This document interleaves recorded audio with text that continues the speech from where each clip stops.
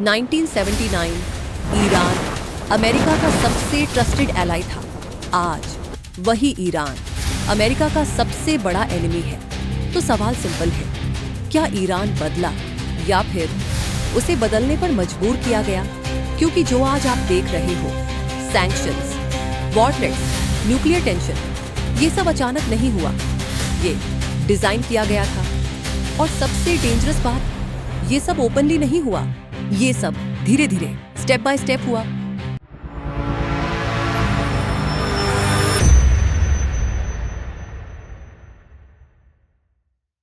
चलो इमेजिन करते हैं 1950s का ईरान, एक डेवलपिंग कंट्री, एजुकेटेड पॉपुलेशन और सबसे इंपॉर्टेंट डेमोक्रेसी। प्राइम मिनिस्टर थे मोहम्मद मोसद्देक। उन्होंने एक बोल्ड डिसीजन लिया, ईरान का ऑयल सिर्फ ईरान का होगा, मतलब ब्रिटिश कंपनीज का कंट्रोल खत्म। अब ईरान खुद डिसाइड करेगा। यहीं से प्रॉब्लम शुरू होती है। 1953 एक सीक्रेट ऑपरेशन लॉन्च होता है, CIA और ब्रिटिश MI6, ऑपरेशन एजैक्स।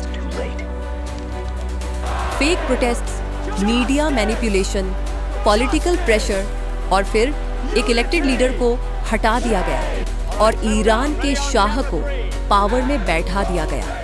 सोचो, आप वोट करते हो और कोई फॉरेन कंट्री आकर आपकी गवर्नमेंट हटा देती है। आपको कैसा लगेगा? गुस्सा आएगा, भरोसा टूट जाएगा। यहीं से ईरान के अंदर अमेरिका के खिलाफ एंगर शुरू होता है। अब आता है शाह का रूल। सरफेस पर सब परफेक्ट लगता है, डेवलपमेंट, मॉडर्नाइजेशन, लेकिन reality repression, fear, control, secret police, SAVAK, torture, surveillance, opposition खत्म और अमेरिका पूरी तरह सपोर्ट में। क्यों? क्योंकि शाह यूजफुल था। एक बात समझ लो, डीप टोन ग्लोबल पॉलिटिक्स में मोरालिटी नहीं होती, सिर्फ इंटरेस्ट होता है। फिर आता है एक्सप्लोजन, 1979 रेवोल्यूशन। लोग सड़कों पर उतर आते हैं, शाह को हटा दिया जाता है और पावर में आते हैं आयतुल्लाह खोमेनी। ये सिर्फ रिलीजियस रेवोल्यूशन नहीं था, ये एंटी अमेरिका मूवमेंट भी था। अब ईरान ओपनली कहता है, अब कोई फॉरेन कंट्रोल नहीं। और यही अमेरिका के लिए प्रॉब्लम बन गया। अमेरिकी दूतावास पर हमला होता है, अमेरिकन्स हॉस्टेज बना लिए जाते हैं। दुनिया क्या देखती है? ईरान विलन है, लेकिन ईरान क्या महसूस करता है? यह 1953 का जवाब है। अब अमेरिका डायरेक्ट वॉर नहीं कर सकता, तो स्ट्रेटेजी बदलती है, इनडायरेक्ट कंट्रोल।